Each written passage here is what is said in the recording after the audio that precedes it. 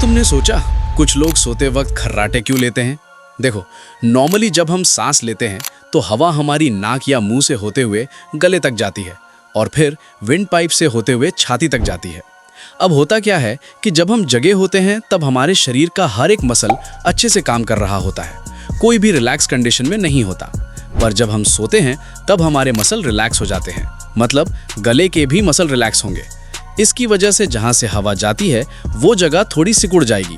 अब होगा ये कि जब हवा अंदर आएगी तो वो जगह कम होने की वजह से यहाँ प्रेशर बनाएगी और प्रेशर की वजह से ये रिलैक्स मसल वाइब्रेट होने लगेंगे।